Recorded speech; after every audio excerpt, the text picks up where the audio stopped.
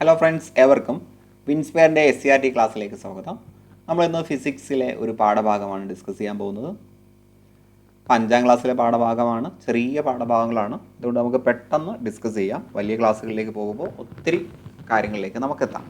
നമ്മുടെ ഇന്നത്തെ ചാപ്റ്ററിൻ്റെ പേര് ഇത്തിരി ശക്തി ഒത്തിരി ജോലി എന്നുള്ളതാണ്. അപ്പോൾ ഊർജ്ജത്തെക്കുറിച്ചാണ് അല്ലേ, ജോലിയെക്കുറിച്ചൊക്കെയാണ് നമ്മൾ പറയുന്നത്. ഇവിടെ ഒരു പരമുച്ചേട്ടൻ തേങ്ങ പൊളിക്കുന്ന ചിത്രം കൊടുത്തിട്ടുണ്ട്. തേങ്ങ പൊളിച്ചുകൊണ്ടിരിക്കുന്ന പരമുച്ചേട്ടനെ കണ്ടില്ലേ? നിങ്ങളുടെ വീട്ടിൽ എങ്ങനെയെല്ലാമാണ് സാധാരണ തേങ്ങ പൊളിക്കാറുള്ളത്? മഴ ഉപയോഗിച്ച്, വെട്ടുകത്തി ഉപയോഗിച്ച്, തേങ്ങ പൊളിക്കുന്ന ഉപകരണങ്ങൾ ഉപയോഗിച്ചൊക്കെ നമ്മൾ ഉപയോഗിക്കാറുണ്ട്. അപ്പോൾ ഇവയിൽ ഏത് രീതിയിലാണ് നമുക്ക് പെട്ടെന്ന് കൂടുതൽ എളുപ്പത്തിൽ ചെയ്യാൻ കഴിയുന്നത്? അപ്പോൾ ജോലി എളുപ്പമാക്കാൻ നമ്മൾ എന്ത് ചെയ്യാറുണ്ട്? വസ്തുക്കൾ ഉപയോഗിക്കാറുണ്ട്. അതിനെയാണ് യന്ത്രങ്ങൾ എന്ന് പറയുന്നത്. ഇമ്പോർട്ടൻ്റ് ആയിട്ടുള്ള കാര്യങ്ങൾ മാത്രം സ്ട്രെസ് ചെയ്ത് പഠിക്കാം, പെട്ടെന്ന് നമുക്ക് പോവാം. അപ്പോൾ ജോലി എളുപ്പമാക്കുന്ന ഉപകരണങ്ങളാണ് ലഘുയന്ത്രങ്ങൾ. ജോലി എളുപ്പമാക്കുന്ന ഉപകരണങ്ങളാണ് ലഘുയന്ത്രങ്ങൾ. ഇവിടെ നോക്കൂ, പലതരത്തിലുള്ള യന്ത്രങ്ങൾ കണ്ടില്ലേ? ചുറ്റികയും പ്ലെയറും സ്ക്രൂ ഡ്രൈവറും ചവണ, കത്തി, കപ്പി, അങ്ങനെ ഒരുപാട് ലഘുയന്ത്രങ്ങളുണ്ട് അല്ലേ?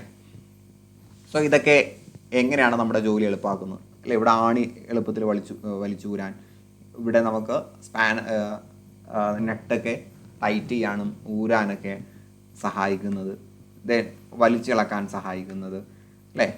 മുറിക്കാൻ സഹായിക്കുന്നത്, നാരങ്ങ പിഴിയാൻ സഹായിക്കുന്നത്, ദെൻ ഇവിടെ സോഡയുടെ അടപ്പൂരാൻ സഹായിക്കുന്നു, പേപ്പർ മുറിക്കാൻ, വെള്ളം കോരാൻ, സാധനങ്ങൾ നീക്കം ചെയ്യാൻ.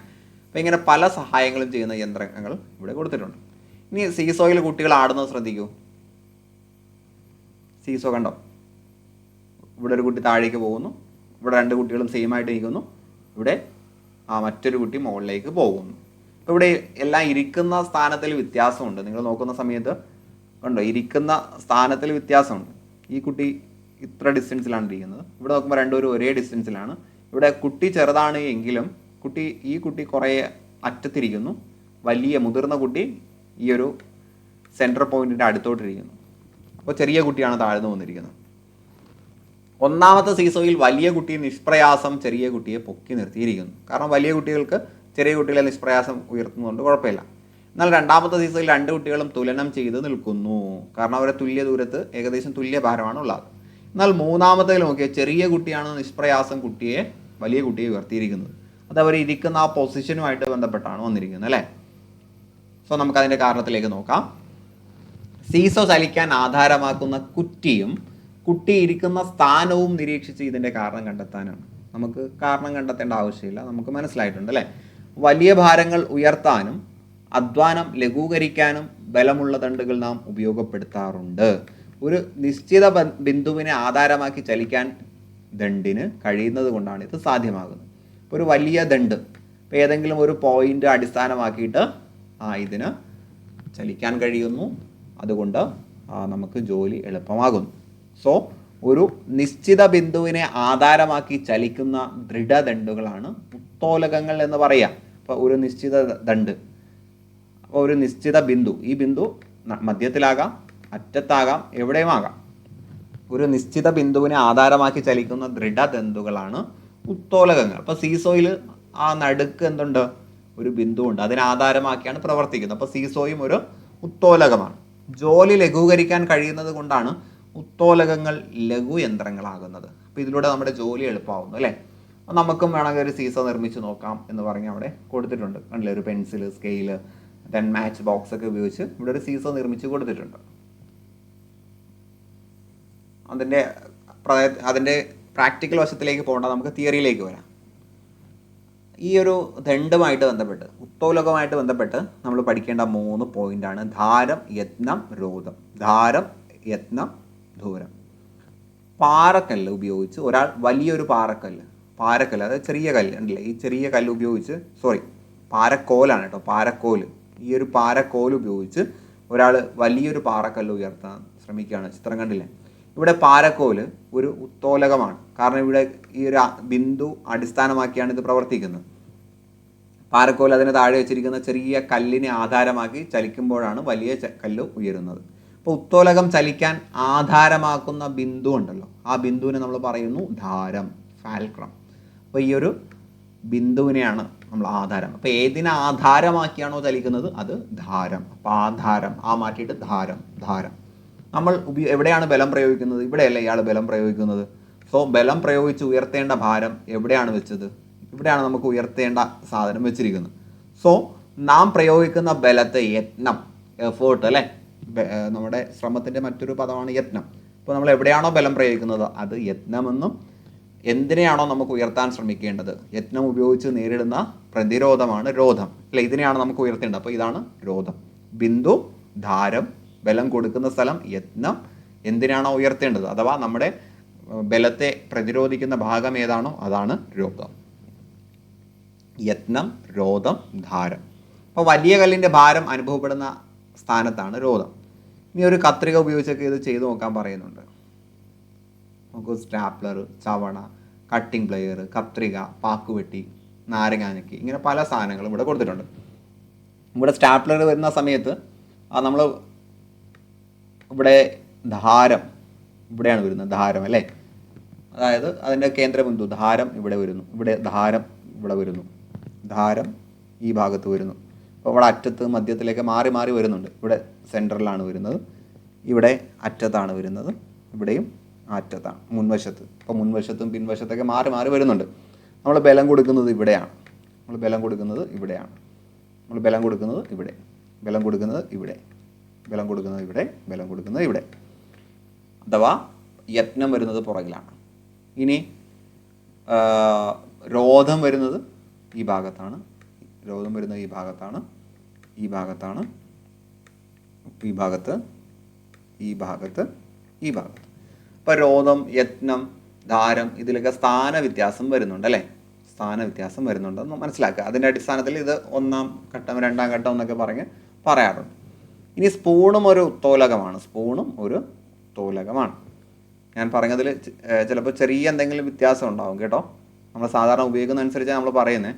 ഇപ്പോൾ നമ്മൾ നോർമലി ഇവിടെയാണ് പ്രസ് ചെയ്യുന്നത്, ഇനി ഇവിടെ യഥാർത്ഥത്തിൽ ചിലപ്പോൾ ഇവിടെ ആയിരിക്കും പ്രസ് ചെയ്യേണ്ടത്, അങ്ങനെയും വരും കേട്ടോ.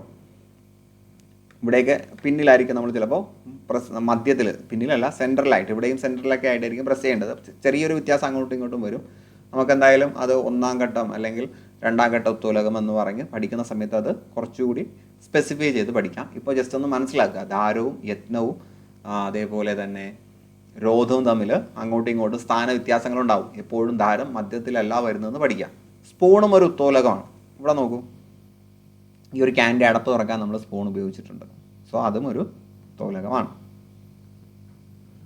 ലഘു യന്ത്രങ്ങളിൽ യത്നത്തിൻ്റെ സ്ഥാനം മാറ്റി ക്രമീകരിച്ച് പ്രവൃത്തി കൂടുതൽ എളുപ്പമാക്കാം. അപ്പോൾ യത്നത്തിൻ്റെ സ്ഥാനം എവിടെയാണോ നമ്മൾ ബലം കൊടുക്കുന്നത്, അപ്പോൾ സ്പൂണിൽ നമ്മൾ ബലം കൊടുക്കുന്നതിൻ്റെ സ്ഥാനം അനുസരിച്ച് നമുക്ക് ജോലി എളുപ്പമാക്കാം. ഇങ്ങനെ വെച്ച് തുറക്കുമ്പോൾ ചെയ്യാൻ കഴിയുമോ? നമ്മൾ ശക്തി കൊടുക്കുന്ന ഇവിടെയാണ്. അപ്പോൾ യത്നം ഇവിടെ വന്നു, ഓപ്പൺ ചെയ്യാൻ കഴിഞ്ഞില്ല. യത്നം നടുക്കോട്ട് കൊണ്ടുവന്നു, പറ്റിയില്ല. ഏറ്റവും അറ്റത്തോട്ട് കൊണ്ടുവന്നപ്പോൾ കാര്യം എളുപ്പമായി. അപ്പോൾ യത്നം എവിടെയാണോ കൊടുക്കുന്നത് അതനുസരിച്ച് ജോലി നമുക്ക് എളുപ്പമാക്കാൻ കഴിയും. ഇനി വെള്ളം കോരാനും നമുക്ക് ലഘു യന്ത്രം ഉപയോഗിക്കാം. അതാണ് നമ്മുടെ വീടുകളിലൊക്കെ ഉപയോഗിക്കുന്ന കപ്പിയും കയറും അല്ലേ, കപ്പിയും കയറും. ഇപ്പം ഇവിടെ കപ്പിയും കയറും ചെയ്യുന്ന എന്താ? അതും ഒരു ഉത്തോലകമാണ്. നമ്മൾ എവിടെ ബലം കൊടുക്കുന്നു? കയറിൻ്റെ ഇപ്പുറം ഭാഗത്ത്. ഇനി യത്നം വരുന്നത് മറുഭാഗത്ത്, നടുക്കാണ് അതിൻ്റെ ബിന്ദു വരുന്നത് അല്ലേ. ദെൻ ചക്രവും ദണ്ഡും. ഇതിൽ നമുക്ക് അറിയുന്ന ഭാഗം മാത്രമേ ഞാൻ പെട്ടെന്ന് പറഞ്ഞു പോവുകയാണ്. ഞാൻ പറഞ്ഞു 5ാം ക്ലാസ്സാണ്, കുറേ ആക്ടിവിറ്റീസിലൂടെയാണ് പഠിപ്പിക്കുന്നത്. ആക്ടിവിറ്റീസ് ഒന്നും നമുക്ക് പൂർണ്ണമായിട്ടും അറിയേണ്ട ആവശ്യമില്ല, അതുകൊണ്ടാണ് ഞാൻ സ്പീഡിന് പോകുന്നത്. വീൽ ബാരോ, ചക്രവും ദണ്ഡും അഥവാ വീൽ ആൻഡ് ആക്സിൽ. ചക്രങ്ങളുടെ കണ്ടെത്തൽ മാനവ പുരോഗതിയുടെ ചരിത്രത്തിലെ ഒരു കുതിച്ചു ചാട്ടമാണ്. ചക്രങ്ങളില്ലാത്ത ഒരു ലോകം ഇന്ന് നമുക്ക് സങ്കല്പിക്കാനേ കഴിയില്ല. ഗതാഗതത്തിനും ചരക്ക് നീക്കത്തിനും ചക്രങ്ങൾ നൽകുന്ന സേവനം വളരെ വലുതാണ്. വീൽ ബാരോയുടെ ചിത്രം നോക്കൂ. ഭാരമേറിയ വസ്തുക്കളുടെ സ്ഥാനം മാറ്റാൻ ചക്രമാണ് സഹായിക്കുന്നത് അല്ലേ. ചെറിയപ്പോൾ ഇത് വീൽ ബാരോ ഇല്ലായിരുന്നുവെങ്കിൽ പല തവണകളായിട്ട് പല ആളുകൾ കൊണ്ടുപോകേണ്ടതായിരുന്നു. ഇയാൾ കൊണ്ടുപോകും, വലിയ ഭാരം ഒറ്റയ്ക്ക് ചെയ്യാം, വളരെ എളുപ്പത്തിൽ ചെയ്യാം. അപ്പോൾ ഇതൊക്കെ എളുപ്പമാക്കിയത് വീൽ ബാരോയാണ്. കൈവണ്ടി വലിക്കുന്നത് കണ്ടില്ലേ, ഇതൊക്കെ വീൽ ബാരോയുടെ സംവിധാനം കൊണ്ടാണ്. സോ കൈവണ്ടി വലിക്കുന്നത് നോക്കൂ, 2 ചക്രങ്ങളെ ബന്ധിപ്പിച്ചുകൊണ്ട് ഒരു ദണ്ഡ് കൂടി ഇവിടെ ഉണ്ട്. ഈ സംവിധാനമാണ് ദണ്ഡും ചക്രവും. അപ്പോൾ 2 ചക്രങ്ങളെ ഇവിടെ ഒരു ദണ്ട് ഉപയോഗിച്ച് ഇങ്ങനെ കണക്ട് ചെയ്തിരിക്കുകയാണ്. ഇതിനെയാണ് നമ്മൾ ദണ്ടും ചക്രവും എന്ന് പറയുന്നത്. ഓക്കെ അല്ലേ? ദെൻ ചരിവ് തലം. ഇതൊക്കെ ഒന്ന് പരിചയപ്പെടുക കേട്ടോ. ഇതൊക്കെ പരിചയപ്പെടുക. ഇവിടെ വരുന്ന അഡ്വാൻസ്ഡ് ലെവൽ നമ്മൾ വലിയ ക്ലാസ്സിൽ പഠിക്കും. അപ്പോൾ ഇതെല്ലാം ഒന്ന് അറിഞ്ഞു പോവുക. പ്രത്യേകിച്ച് സയൻസ് ബാക്ക്ഗ്രൗണ്ട് ഇല്ലാത്ത ആളുകൾ ഇതൊന്ന് പൊടിതട്ടി എടുക്കുക കേട്ടോ. ചരിവ് തലം. ഭാരമേറിയ തടികൾ ലോറിയിൽ കയറ്റാൻ തൊഴിലാളികൾ ചെയ്യുന്ന എളുപ്പ വഴി കണ്ടില്ലേ? 2 തടികൾ ഇങ്ങനെ ചരിച്ചു വെച്ചിട്ട് ആ കയറ് വെച്ച് ഇങ്ങനെ വലിച്ച് കയറ്റുകയാണ്. ഇതിനാണ് ചരിവ് തലം എന്ന് പറയുന്നത്. അപ്പോൾ ഈ ചരിവ് തലം വരുന്നപ്പോൾ ചരിച്ച് കയറുന്ന സമയത്ത് കുറച്ച് എളുപ്പത്തിലായിരിക്കും. ഇപ്പോൾ പുസ്തകം നിറച്ചൊരു ബാഗ് ഉപയോഗിച്ച് കുത്തനെ പൊക്കി നോക്കൂ, അത് നമുക്ക് കുറച്ച് വെയിറ്റ് അനുഭവപ്പെടും. ഇങ്ങനെ ചരിച്ച് നോക്കുമ്പോൾ വെയിറ്റ് കുറയും. അപ്പോൾ ഇതാണ് ചരിവ് തലം. ഒരു നിശ്ചിത അളവിൽ ചരിച്ച് കഴിഞ്ഞാൽ നമുക്ക് കാര്യങ്ങൾ എളുപ്പത്തിൽ ചെയ്യാൻ കഴിയും. അപ്പോൾ ഇതിൻ്റെ ഒരു വകഭേദമാണ് മരപ്പണിക്കാർ ഉപയോഗിക്കപ്പെടുന്ന ആപ്പ് ഉണ്ടല്ലോ, മരം മുറിക്കാൻ ഉപയോഗിക്കുന്ന ആപ്പ്. അതൊക്കെ ഈ ഒരു ചരിവ് തലത്തിൻ്റെ പ്രയോജനപ്പെടുത്തലാണ്. അപ്പോൾ നമ്മളൊരു കാര്യം കുത്തനെ ചെയ്യുന്നതിനേക്കാൾ എളുപ്പമാണ് ചരിവ് തലത്തിലൂടെ, ഒരു നിശ്ചിത ചരിവിലൂടെ നമ്മൾ കാര്യങ്ങൾ ചെയ്താൽ. ആണി അനായാസം ചുമരിൽ അടിച്ചു കയറ്റാൻ സാധിക്കുന്നത് അതിൻ്റെ അഗ്രഭാഗത്ത് ചരിവ് തലങ്ങളുള്ളതുകൊണ്ടാണ്. അപ്പോൾ ഇതൊക്കെ ആപ്ലിക്കേഷൻ ലെവലാണ്, ഓർത്ത് വെക്കുക. നമ്മുടെ മരപ്പണിക്കാർ ഉപയോഗിക്കുന്ന ആപ്പ്, ആണിയുടെ അഗ്രഭാഗം, കൂർപ്പില്ലാത്ത ആണി ചുമരിൽ അടിച്ചു കയറ്റാൻ നമുക്ക് കഴിയില്ല, കാരണം അവിടെ ചരിവ് തലമില്ല. നല്ല കൂർത്തതാണെങ്കിൽ നമുക്ക് അടിച്ചു കയറ്റാൻ പറ്റും, കാരണം അവിടെ ചരിവ് തലങ്ങളുണ്ട്. ഇനി ചെറിയ യന്ത്രങ്ങൾ ഉപയോഗിച്ച് ചേർത്ത് ഉണ്ടാക്കുന്ന ചില ഉപകരണങ്ങളും നാം നിത്യേന ഉപയോഗിക്കാറുണ്ട്. നെയിൽ കട്ടർ അല്ലേ? നെയിൽ കട്ടറൊക്കെ ചരിവ് തലമല്ലേ? ആ ഒരു ചരിവ് തലം പോയി കഴിഞ്ഞാൽ അത് ഭയങ്കര റഫാവും, പിന്നെ നമുക്ക് നമ്മുടെ നഖം മുറിക്കാൻ കഴിയില്ല. അതേപോലെ തയ്യൽ മെഷീനിലെ സൂചി കണ്ടില്ലേ, ചരിവ് തലമല്ലേ? അതൊക്കെ നമ്മൾ ഉപയോഗിക്കുന്നതാണ്. ഇപ്പോൾ സ്കൂളിലും ചരിവ് തലങ്ങൾ വരുന്നുണ്ട്. അപ്പോൾ ഇതിലൂടെ ഈ കുട്ടിക്ക് കയറിപ്പോകാൻ എളുപ്പമായിരിക്കും, ഭിന്നശേഷിക്കാരായിട്ടുള്ള കുട്ടികൾക്ക് കയറിപ്പോകാൻ എളുപ്പമായിരിക്കും. അപ്പോൾ സ്കൂളിലെ റാമ്പൊക്കെ ഈ ഒരു ചരിവ് തലം ഉപയോഗിച്ച് വരുന്നതാണ്. കണ്ടില്ലേ, ആപ്പ് വെച്ചിരിക്കുന്നുണ്ടല്ലേ, ആപ്പ്. പിന്നെ ഇതിൻ്റെ ഭാഗം, ഇതെല്ലാം ചരിവ് തലമാണ് കണ്ടില്ലേ? എല്ലാം ചരിവ് തലത്തിന് ഉദാഹരണമാണ്. അപ്പോൾ എന്താണ് ചരിവ് തലം? ഒരു നിശ്ചിത ചരിവുണ്ട് എങ്കിൽ നമുക്ക് ജോലി എളുപ്പത്തിൽ ചെയ്യാൻ കഴിയും. അപ്പോൾ ഇതിൻ്റെ ചരിവ് തലം പോലെ ഇരിക്കും. നല്ല ഈ ആപ്പ് കുറേ കഴിയുമ്പോൾ ഈ ചരിവ് തലം അങ്ങ് മാറും. അപ്പോൾ പിന്നീട് അത് നമുക്ക് ബുദ്ധിമുട്ടാവും. സോ അപ്പോഴാണ് നമ്മൾ ആപ്പ് മാറ്റുന്നതും ആയുധങ്ങൾ മൂർച്ച കൂട്ടുന്നതും. അപ്പോൾ വളരെ കുഞ്ഞു പാഠമാണ്. അപ്പോൾ ഇന്ന് പഠിച്ച കാര്യങ്ങൾ പ്രവൃത്തി എളുപ്പമാക്കുന്ന ഒട്ടേറെ ഉപകരണങ്ങൾ നമുക്കുണ്ടെന്ന് തിരിച്ചറിഞ്ഞു. ലഘുപ്രയത്നങ്ങൾ ഉപയോഗിക്കുന്ന ജീവിത സാഹചര്യങ്ങൾ നമ്മൾ പഠിച്ചു. നിത്യോപയോഗ വസ്തുക്കളും ഉത്തോലകം എന്താണെന്ന് ജസ്റ്റ് ഒന്ന് പറഞ്ഞു വെച്ചു. ഉത്തോലകത്തിൻ്റെ ഡീറ്റെയിലൊക്കെ നമ്മൾ വലിയ ക്ലാസ്സിൽ പഠിക്കും. ജോലി എളുപ്പമാക്കാൻ ഉത്തോലകം ഉപയോഗിക്കാൻ പറ്റും. പിന്നീട് കപ്പി, ചക്രവും ദണ്ടും ചരിവ് തലം തുടങ്ങിയ കാര്യങ്ങൾ പഠിച്ചു. വിദ്യാലയത്തിലെ റാമ്പ്, വീൽ ചെയറുകൾ എന്നിവയും നമ്മൾ പഠിച്ചു. ഓക്കെ അല്ലേ? ഇത് കുറച്ച് സ്പീഡിലാണ് നമ്മൾ തീർത്തിട്ടുള്ളത്, കാരണം എളുപ്പമാണ്. ഫിസിക്സിലെ ബേസിക് കാര്യങ്ങളെന്ന് പറയുമ്പോൾ നമുക്ക് അന്ന് എളുപ്പമാണ്. കുറച്ചുകൂടി മുകളിലോട്ട് പോകുമ്പോഴാണ് നമുക്കൊരു ബുദ്ധിമുട്ട് അനുഭവപ്പെടുന്നത്. അപ്പോൾ ഈ കാര്യങ്ങൾ നല്ല ഉറപ്പിച്ച് പഠിക്കുക. ഞാൻ ക്ലാസ് അവസാനിപ്പിക്കുകയാണ്. പുതിയ ക്ലാസ്സുകളുമായിട്ട് നമുക്ക് വീണ്ടും കണ്ടുമുട്ടാം. അതുവരേക്കും എല്ലാവർക്കും എല്ലാവിധ ആശംസകളും.